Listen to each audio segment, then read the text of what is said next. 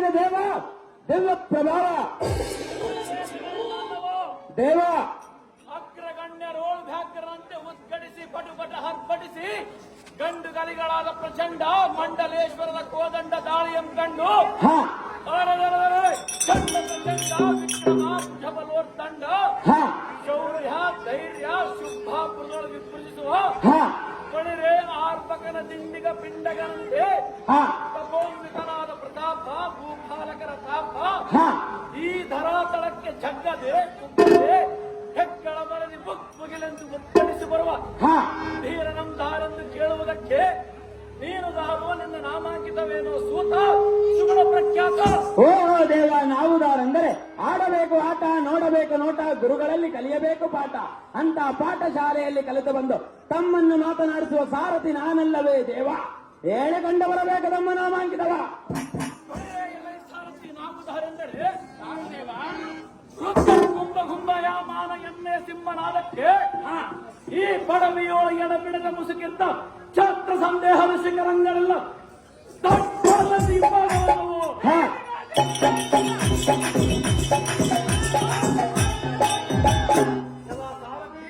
ಭೂಪತಿ ಎಣ್ಣೆಯ ಉಡುಪರ ಶಸ್ತ್ರ ಜೊತೆಗೆ ಗಿರಿಶಿಖರಂಗಳೆಲ್ಲ ತಾರಲಾರದೆ ಎಪ್ಪಲಯನವಾಗಿ ಹೋದವು. ಎಣ್ಣೆಯ ಕಾರ್ಮಿಕದ ಕೋಪಕ್ಕೆ ಈ ಶರದಿಯು ಬರಿದಾಯಿತು. ಎಲ್ಲ ಸಾರಥಿ ಭೂಪತಿ ಬೊಬ್ಬೆಯ ಆರ್ಭಟಕ್ಕೆ ಗಗನ ತಾರೆಗಳು ನಿತ್ತರಿಸಲಾರದೆ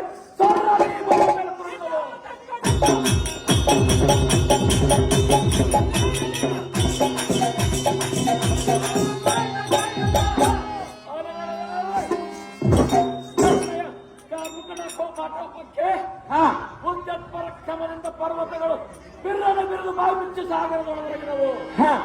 ಎಲ್ಲ ಸಾರಥಿ ಭೂಪತಿ ಎಣ್ಣೆಯ ರುದ್ರಾವೇಶದಿಂದ ಶ್ರೀರುದ್ರನೋಳು ಮತ್ತು ಸತ್ಯವನ್ನು ತೋರಿ ಗುಡ್ಗುರು ಮಂಡಲೊಳಗೆ ಈ ಪಾಶುಪತಾಸ್ತ್ರವನ್ನು ಪಡೆದರು.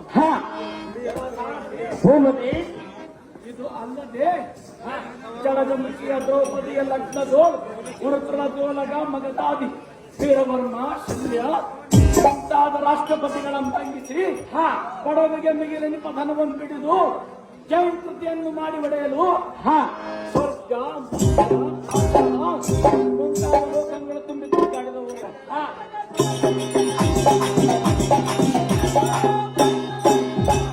ಎಲ್ಲ ಸಾರಥಿ ಭೂಪತಿ ಈ ಭೂಮಂಡಲದೊಳಗಿರುವ ಹಿಂಡು ರಾಜರ ಗಂಡ ಪರಮ ಪ್ರಚಂಡ ಅಖಂಡ ಕೀರ್ತಿ ಪ್ರಚಂಡ ಕಾಲ್ಪೆಂಡೆಯನ್ನು ಧರಿಸಿ ಅನೇಕ ಬಿರುದಾವಂಗಳಿಂದ ಹೊಗಳಿಸುತ್ತಾ ಬಂದ ಗಂಡುಗಳ ನಾಮಾಂಕಿತವೆಂದು ಗೋಚರವಾಗಲಿಲ್ಲವೇ? ಇನ್ನೂ ಗೊತ್ತಾಗಲಿಲ್ಲ ದೇವ. ಹಾಗಾದರೆ ಕೇಳು. ಇತ್ತವ ಅರ್ಜುನ ವೇದವಾಹನ ವಿಜಯ ನರ ಇಂತೆಂಬ ನಾಮಾವಳಿಗಳಿಂದ ವರ್ಜಿತ ಬಲ ಗರ್ಜನ ಪರನಾರ್ಯರ ವರ್ಧನ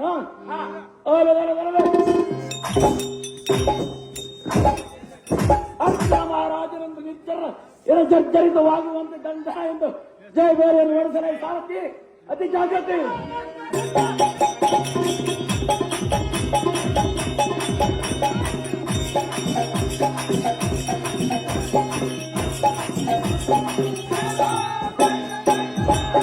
ಅರ್ಜುನ ಮಹಾರಾಜರು ತಾವಾದರೆ ಈ ರಂಗಮಂಟಪಕ್ಕೆ ಬಂದ ಕಾರ್ಯಾರ್ಥವೇನು ದೇವ?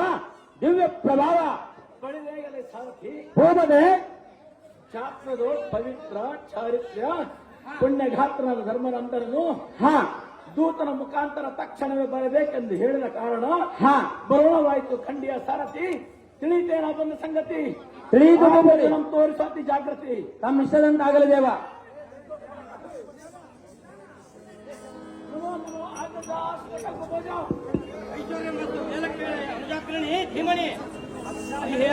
ಅಣ್ಣ ಸ್ವಲ್ಪ ಹಿಂದಕ್ಕಂತ ಸರ್ಕರಣ ಇಲ್ಲಿ ಇಲ್ಲ ಕುತ್ಕರೋಣ ಅಲ್ಲಿ ಹಿಂದಕ್ಕೆ ಸರ್ಕಂಡ್ ಸ್ವಲ್ಪ ಕುತ್ಕರೋಣ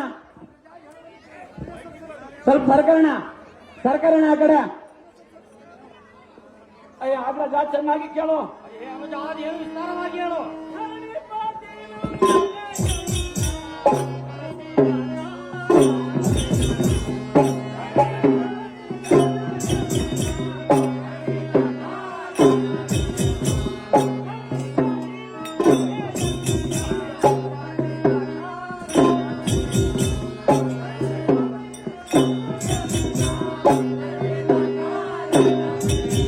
ಚೆನ್ನಾಗಿ ಕೇಳು.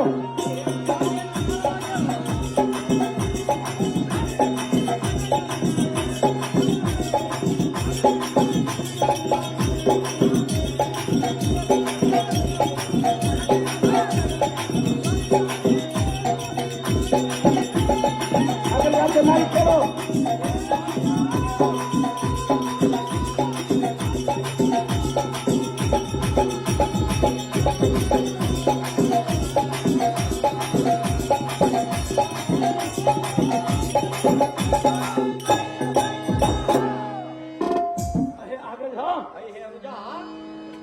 ಶುಂಭ ಗಾಂಭೀರ್ಯ ಅಂಬೋಹ ಪ್ರಭಾಕರ ಪ್ರಾಯನಾದ ಅಣ್ಣ ಧರ್ಮನಂದನ ಕಾರುಣ್ಯಮಯ ಸದನ ಎನ್ನಂ ಯಾವ ನಿಮಿತ್ತವಾಗಿ ಕರೆಸಿದೆ ನಿತ್ಯನು ಕಾಲದೋಳು ಹೊತ್ತು ಕಳೆಯುವ ನಿನ್ನ ಮಿತ್ರರು ಸೇವಾ ವೃತ್ತದೋಳು ಕಾಲ ಕಳೆಯುತ್ತಾ ನಿನ್ನ ಸೇವೆಯನ್ನು ಮಾಡದೆ ಶತ್ರು ಭಾವ ಸೇರಿಸಿ ಮಿತ್ರ ಭಾವದಿಂದ ವರ್ತಿಸುತ್ತಿರುವರೆ ಹೇಗೆ ಅಣ್ಣ ನಿನ್ನ ಆನಂದ ಭರಿತವಾದ ಅಷ್ಟೈಶ್ವರ್ಯನ್ನೆಲ್ಲ ಏನಾದರೂ ಅಪಹರಿಸಬೇಕೆಂಬ ದುಷ್ಟಾಲೋಚನೆ ಮಾಡಿರುವರೆ ಹೇಗೆ ಹಾಗಾದರೆ ಈಗಲೇ ಹೇಳು. ಜಲಜಾಕ್ಷನ ವಕ್ಷಸ್ಥಳದಲ್ಲಿ ಬಚ್ಚಿಟ್ಟುಕೊಂಡಿರಲಿ, ಪಾಲಾಕ್ಷನ ಪಟ್ಟಣದಲ್ಲಿ ಅಡಗಿರಲಿ.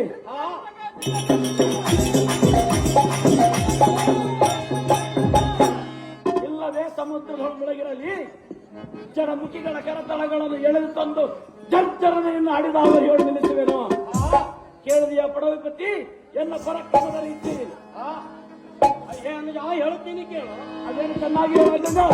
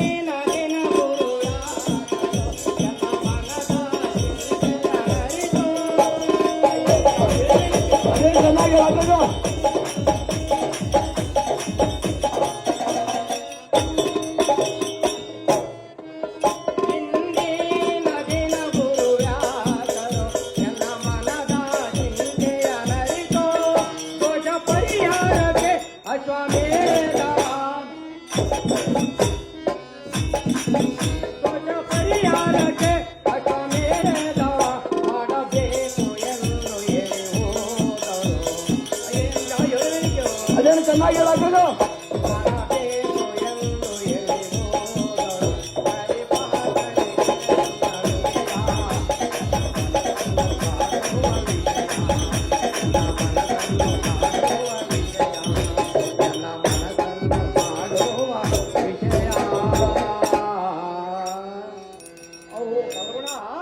ಅಗ್ರಜ ನಾನೇನು ಅರಿಯದವನಲ್ಲ ನಿನ್ನಯ ಪ್ರಾಣ. ಅವೋ ಫಲ್ಗುಣ ಇಕೋ ಎನ್ನೋ ವಾಸ್ತವ ಸಾಧಿಸಿ ಎನ್ನಂ ಬಾಧಿಸುವ ಅನ್ಯ ರಾಜ್ಯರ ಬಗ್ಗೆ ನನಗೆ ಕಿಂಚಿತ್ತಾದರೂ ಭಯವಿಲ್ಲ. ಅವೋ ಫಲ್ಗುಣ ಪರಿಪರಿಯಿಂದ ವ್ಯಥಪಡಿಸುತ್ತಿರುವ ಕುಲಗೋತ್ರ ಅತ್ಯದೋಷವು ಎನ್ನನ್ನು ಘೋರವಾಗಿ ಕಾಡುತ್ತಿರೋದು. ಆ ಕುಲಗೋತ್ರ ಅತ್ಯದೋಷ ನಿವಾರಣೆಗಾಗಿ ವ್ಯಾಸರು ಅಶ್ವಮೇಧ ಯಾಗಮಂ ಮಾಡಿದರೆ ದೋಷ ನಿವಾರಣೆಯಾಗುವುದು, ನಿನಗೆ ಸದ್ಗತಿ ದೊರಕುವುದೆಂದು ಹೇಳಿದರು. ಆದ ಕಾರಣ ಓ ತಮ್ಮ ಅಗ್ರಜ, ಆದ ಕಾರಣ ಇನ್ನು ವಸಂತ ಕಾಲವು ಸಮೀಪಿಸುತ್ತಿರುವುದು. ಕೃಷ್ಣ ಪರಮಾತ್ಮನ ದ್ವಾರಕಾವತಿ ನಗರಕ್ಕೆ ಹೋಗಿ ಕೃಷ್ಣನನ್ನು ಕರೆತರುವುದು ತಮ್ಮ, ಇದು ನಿನಗೆ ನೇಮ. ಬಳಿ ಬಳಿರೇಗಲೇ ಸಾರಥಿ. ಅಗ್ರಜನಾದ ಧರ್ಮರಾಯನ ಆಜ್ಞೆಯ ಪ್ರಕಾರ ಹಾ ದ್ವಾರಕಮತಿಯಲ್ಲಿರುವ ಶ್ರೀಕೃಷ್ಣ ಪರಮಾತ್ಮನನ್ನು ಕರೆದುಕೊಂಡು ಬರಲು ಹೊರಟಿರುವೆನು. ಹಾ ಜಾಗ್ರತೆಯಿಂದ ದ್ವಾರಕಮತಿಗೆ ರಥವನ್ನು ಹೊಡೆಯುವಂತವನಾಗಲೇ ಸಾರಥಿ. ಅತಿ ಜಾಗೃತಿ. ತಮ್ಮ ಇಷ್ಟದಂತಾಗಲಿ ದೇವ.